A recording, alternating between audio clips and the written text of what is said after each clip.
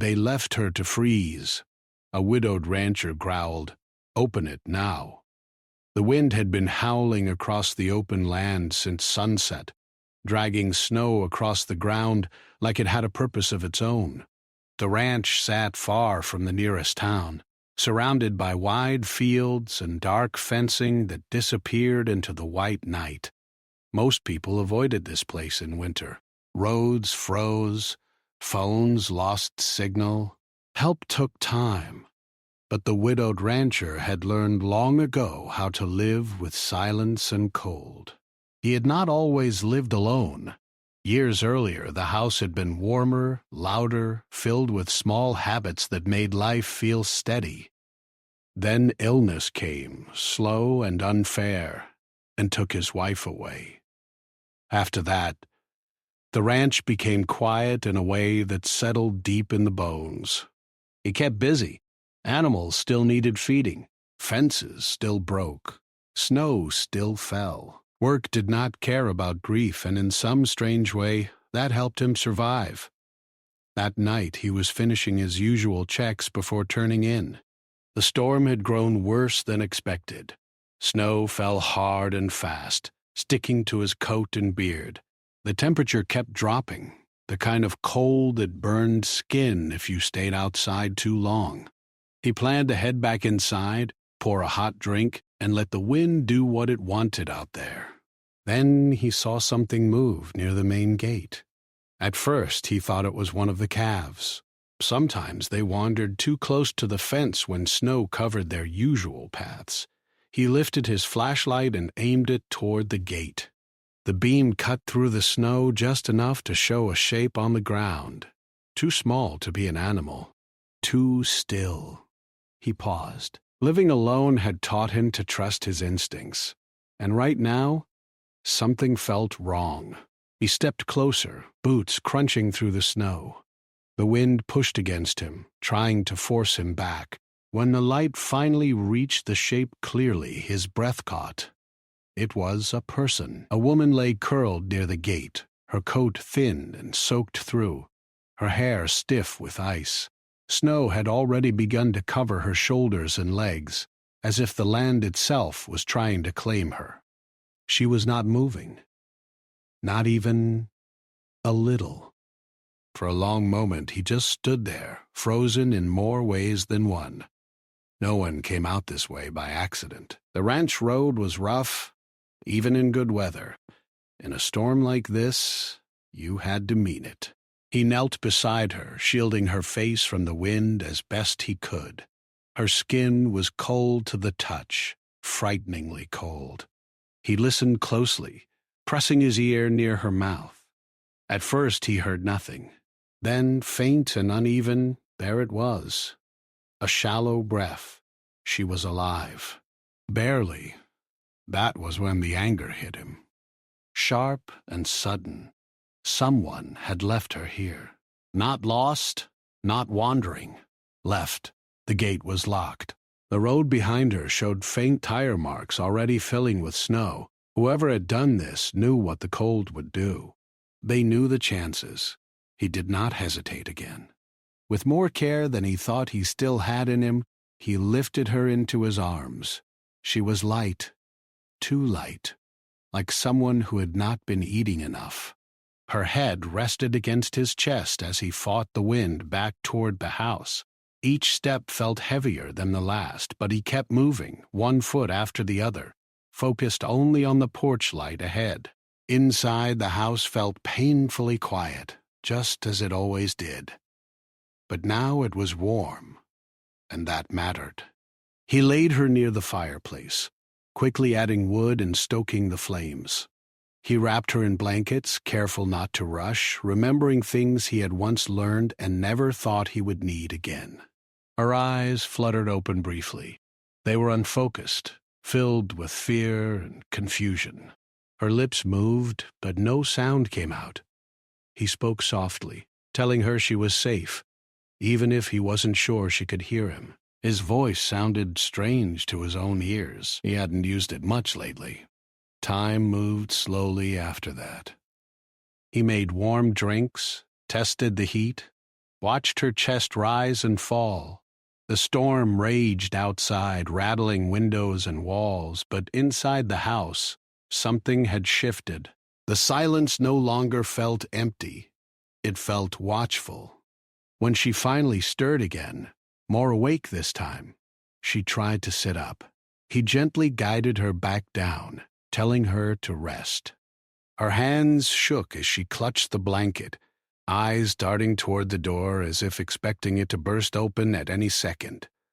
They left me," she whispered. Her voice was rough, barely there. That was all she said. But it was enough. He did not push for more. Whatever had happened, it was not something to be dragged out of her in that moment. He could see it in her face, the deep fear, the kind that did not fade easily, the kind that came from people, not accidents. As the night stretched on, he sat nearby, listening to the fire crackle. Memories crept in, unwanted but familiar. Nights when he had sat just like this, watching over his wife, wishing he could take her pain away. The same helpless feeling pressed against his chest now, but there was something different, too. This time, he could do something. Outside, the wind screamed across the land, but inside the ranch house, a quiet promise settled into place. Whoever had thought this place was empty, whoever believed no one would care, had been wrong. The widowed rancher stared at the door, jaw tight, hands steady. He did not know the woman's name yet. He did not know her story. But he knew one thing for certain: she was not alone anymore. Morning did not arrive gently. The storm still ruled the land, though the wind had softened enough to let a pale gray light slip through the windows. The rancher had not slept. He sat in the chair near the fireplace, listening to the steady crackle of wood and the uneven sound of the woman's breathing. Each rise and fall of her chest mattered more than anything else. She stirred just after dawn. This time her eyes opened fully. They were dark and tired, but more aware than before. She blinked several times, clearly trying to understand where she was. Her body tensed, and she tried to pull the blanket closer around herself. "You're safe," he said again, keeping his voice calm and low. "You're inside, warm." She studied his face, as if searching for signs of danger. What she found instead was an older man with deep lines around his eyes, someone who looked tired but steady. Slowly, the tightness in her shoulders eased. Where am I?" she asked. "My ranch," he replied. "You were outside, in the storm." Her eyes widened slightly at that, and she looked away, staring at the ceiling. For a moment, he thought she might stop talking again. Then she swallowed and nodded, as if confirming something to herself. "I thought I wasn't going to wake up," she said quietly. He did not answer right away. There were moments when words felt too small. Instead, he stood and brought her a mug of warm water, helping her take small sips. Her hand shook as she held it, but the color was slowly returning to her face. As the morning passed, he kept an eye on her while tending to simple chores inside the house. He checked the radio, but the signal was weak. The storm had cut off most communication. That did not surprise him. Winter often made its own rules out here.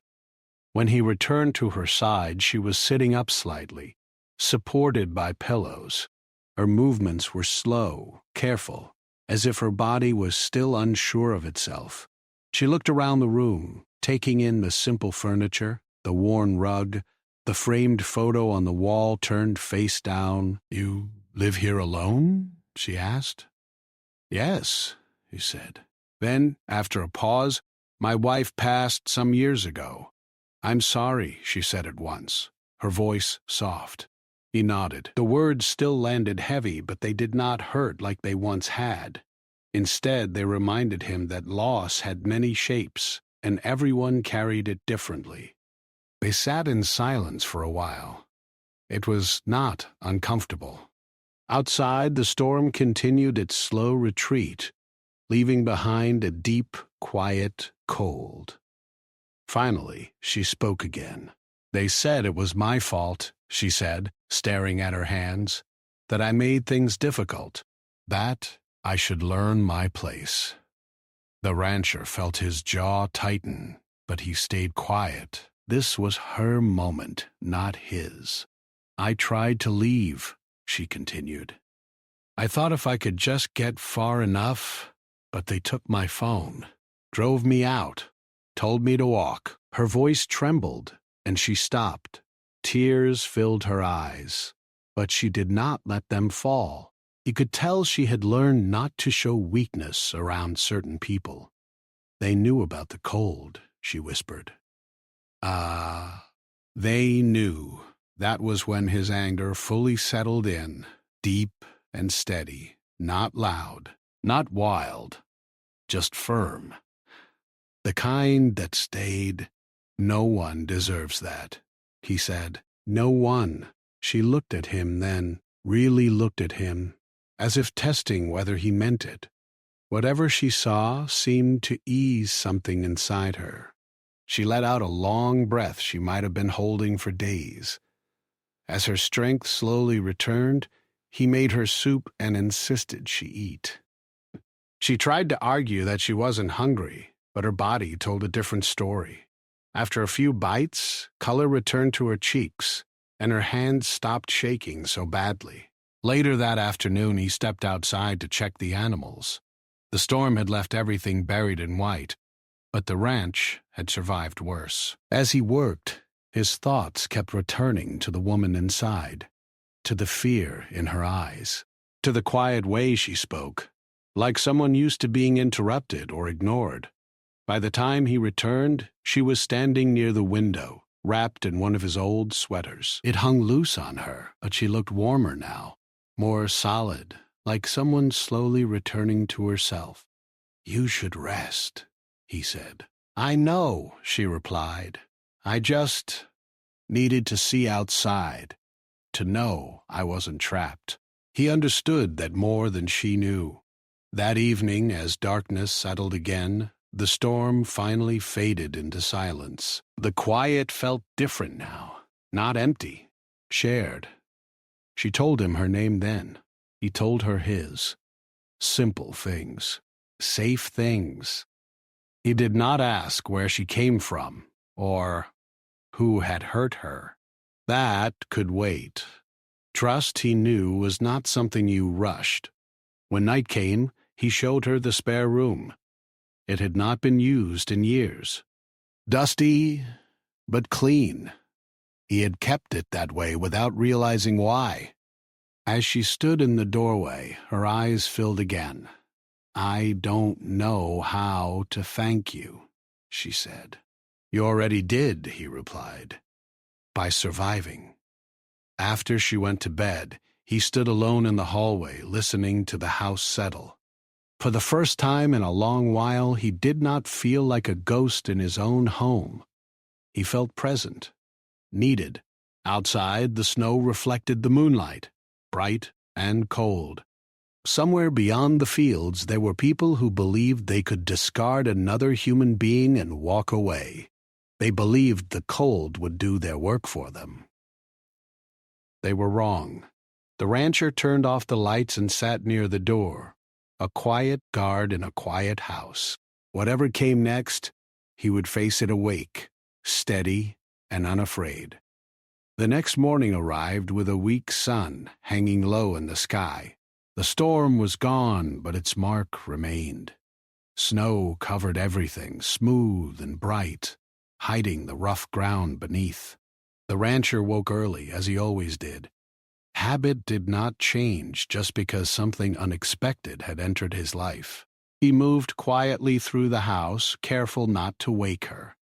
He made coffee, fed the animals, and checked the fences closest to the house. While his hands worked, his mind stayed busy. He kept thinking about what she had said, about being blamed, about being left in the cold like she did not matter. When he returned inside, he found her already awake, sitting at the table. She looked stronger than the day before, though there was still a tired look in her eyes. She held a mug with both hands, warming them. "Did you sleep?" he asked. "A little," she said. "More than I thought I would." "That's good." She hesitated, then asked, "Do you think they'll come looking for me?" The question hung in the air. He did not answer right away. He had asked himself the same thing while standing outside in the cold. "I don't know," he said honestly. "But if they do, they won't find you alone." She nodded, but worry flickered across her face. She stood and began to help with breakfast without being asked. He noticed how careful she was, like she did not want to take up space. It reminded him of animals that had been mistreated, always waiting for something bad to happen. Later that day, he decided they needed supplies, food, medicine, and maybe answers. The nearest town was small, but people talked there, sometimes too much. "I need to go into town," he said. "You can stay here if you want?" Her shoulders stiffened. "I'll stay," she said quickly. "I don't think I'm ready yet." "That's fine," he said. "Lock the door behind me, and don't open it for anyone." She agreed, though fear was clear in her eyes. Before leaving, he showed her how to use the radio and where the phone numbers were written down, just in case. The drive into town was slow. Snow still covered the road, forcing him to take it easy. As he got closer, signs of life appeared. Smoke from chimneys, a truck parked outside the store. Everything looked normal. Too normal. Inside the general store, the bell above the door rang. A few heads turned. People nodded at him. He was known here. Quiet. Kept to himself. Paid his bills. No trouble. As he walked through the aisles, he listened. Voices carried easily in the small space. "Did you hear about that girl?" someone whispered near the counter. "They say she ran off," another replied. "Caused a lot of drama." The rancher stopped moving. "Ran off where?" the first voice asked. "No idea, but her family says she was difficult. Always complaining." The words settled heavy in his chest. He stepped closer to the counter. "Who are you talking about?" he asked. The clerk looked uncomfortable. "Just some local issue. Not your concern." "She was left near my gate in a storm," he said calmly, barely breathing. The store went quiet. A man near the door scoffed. "You sure about that? Maybe she wandered off. Some people don't think things through." The rancher met his eyes. No one wanders into a locked ranch gate during a blizzard by mistake. No one argued after that. Eyes dropped. Someone cleared their throat. The clerk rang up his items without another word. Outside, as he loaded his truck, a woman approached him quietly. She glanced around before speaking. "You didn't hear this from me," she said, "but everyone knows what really happened. They just don't want to get involved." "Why?" he asked. "Because the people who did it are respected here," she said. "Good jobs. Good names. Folks don't like trouble." He thanked her and drove away, his grip tight on the steering wheel. So that was it. Silence chosen over decency. Comfort over truth. When he returned to the ranch, she was waiting near the window. Relief washed over her face when she saw him step out of the truck. "They didn't come, did they?" she asked once he was inside. "No," he said. "Not today." She relaxed a little. But the tension never fully left her shoulders. Over the next few days, she grew stronger.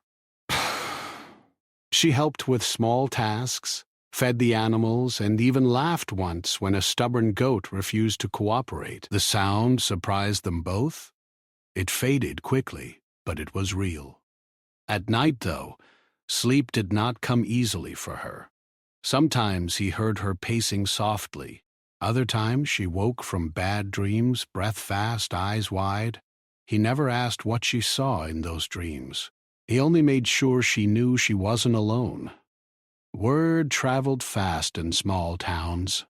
By the fourth day, unfamiliar trucks began passing the ranch road more often, slowing down.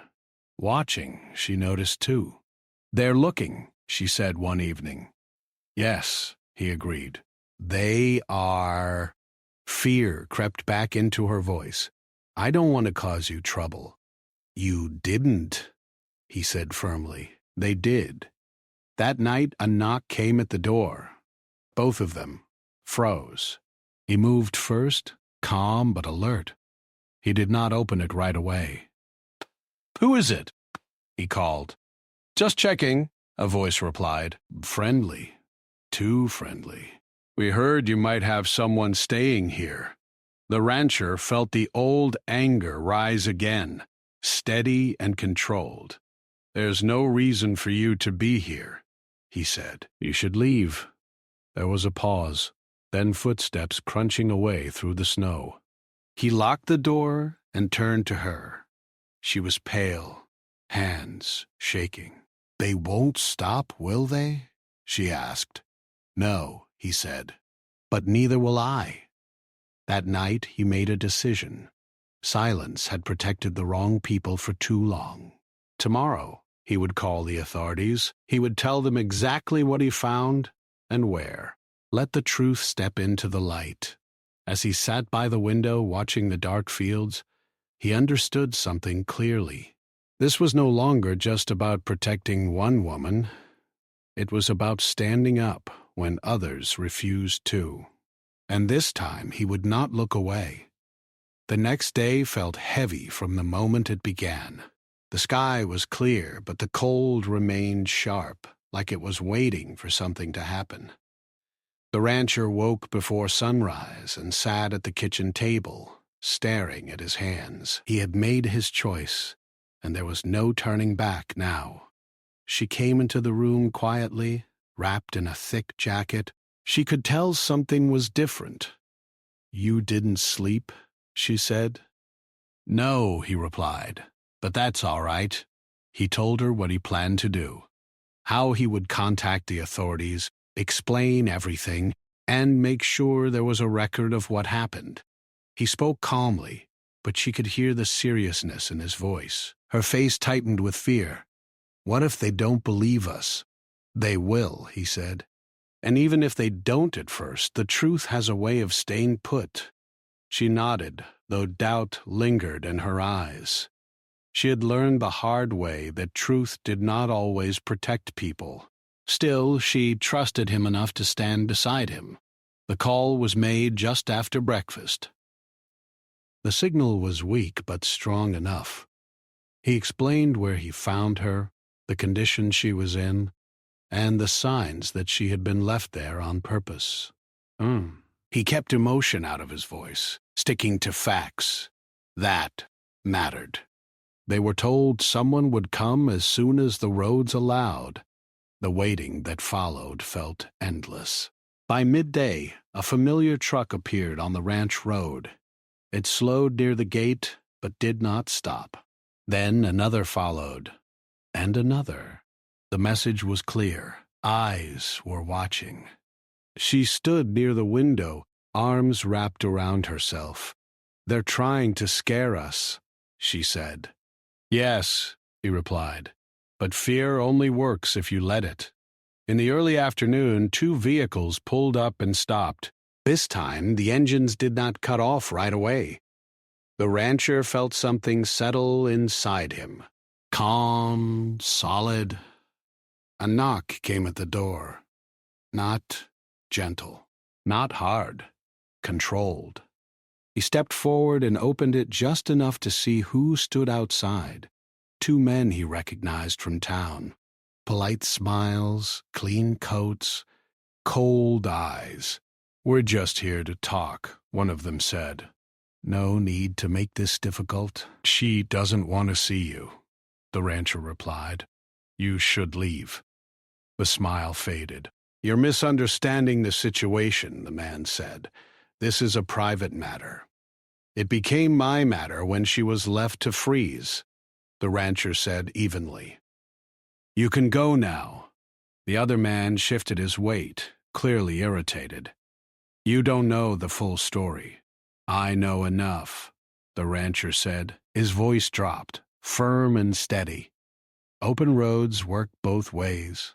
Leave before someone else arrives." The men exchanged looks. For a moment, it felt like the air itself had stopped moving. Then, one of them scoffed quietly. "This isn't over," he said. The rancher did not respond. He simply stood there, unmoving, until they turned back toward their trucks and drove away. He closed the door and locked it. She was standing behind him, shaken but relieved. "You didn't yell," she said softly. "I didn't need to," he replied. An hour later, the sound of another vehicle approached. Different this time. Slower. Official. The authorities had arrived. 2 officers stepped out, faces serious, notebooks ready.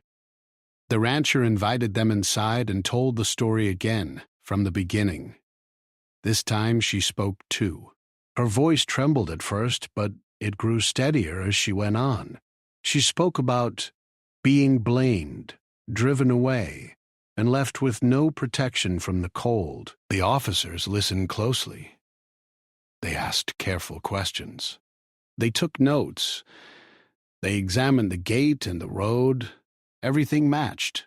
"We'll need statements," one of them said. "And we'll be speaking to others in town." Fear returned to her eyes. "Do I have to go back there?" "No," the officer said gently. "You're safe here for now." As the sun began to lower, the officers left with a promise to return. The rancher watched their vehicle disappear down the road, knowing this was only the beginning. That evening, the house felt tense but hopeful. Something had changed. The truth was no longer hidden in whispers. It was written down, carried forward. Just after dark, headlights appeared again. This time, the rancher did not wait for a knock. He stepped onto the porch as a familiar truck stopped near the gate. A man stepped out, older than the others, his face tight with frustration. "You've caused a lot of trouble," the man called out. The rancher stood tall. "You did that yourself?" "She belongs with her family," the man said. "This doesn't concern you." "She belongs where she's safe," the rancher replied. His voice echoed across the cold air. "Open the gate and leave. Now." The command was clear. Final. For a moment, the man looked like he might argue. Then he seemed to realize something. This was not a frightened old widower standing before him. This was someone who had already lost everything that could be taken. The man turned, climbed back into his truck, and drove away without another word. The rancher stayed outside until the sound faded completely. When he went back in, she was waiting, eyes wide. "It's done for tonight," he said. She let out a long breath, like she had been holding it for years. They sat together by the fire, not speaking much. Words were not needed. The danger had not fully passed, but it had shifted. Power was no longer one-sided. As the fire burned low, the rancher looked around his quiet home and felt something unfamiliar settle in his chest. Purpose. Whatever happened next, he knew this much. The door would not open for those who meant harm. Not now. Not ever. The days that followed were quieter, but not calm. A different kind of tension settled over the ranch, one that did not come from fear anymore, but from waiting for answers, waiting for truth to finish what it had started. The authorities returned twice that week. They spoke with the rancher, then with her, asking questions gently, giving time when words became difficult. She told her story slowly, piece by piece. Not all at once. Some memories were heavy, and she needed space to breathe between them. No one rushed her. No one rushed her. That alone felt new. People in town began to talk openly. Not whispers anymore. Real conversations. Some avoided eye contact when the rancher came in for supplies. Others nodded with quiet respect. A few even said thank you, though they did not explain why. He understood. Silence had been easier before. Speaking up always came at a cost. One afternoon, a letter arrived. Official. Simple. It stated that action was being taken and that she would not be forced to return to anyone who had harmed her.